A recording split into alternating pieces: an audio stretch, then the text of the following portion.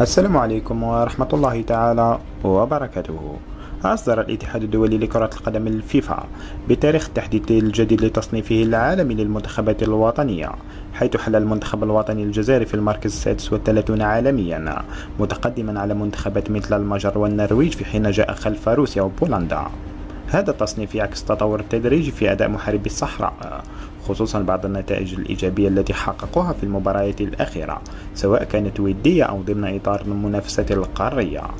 المواجهات الأخيرة أمام منتخب السويد، رغم كونها ودية، ساهمت في بقاء ترتيب المنتخب الجزائري. المركز 36 يعتبر خطوة إيجابية في مسار إعادة بناء المنتخب الوطني الجزائري، خصوصا بعد التراجعات التي شهدها التصنيف خلال الأشهر الماضية. الجزائر باتت الآن قريبة من كوكبة المنتخبات الأوروبية المتوسطة مثل روسيا وبولندا، ما يجعل الهدف المقبل هو اختراق نادي ال30 الأوائل في الترتيب. وهنا بدوركم أعزائي المشاهدين، شاركونا الآن بآرائكم في التعليقات، ولا تنسوا الاشتراك في القناة والإعجاب بالفيديو ليصلكم كل ما هو جديد.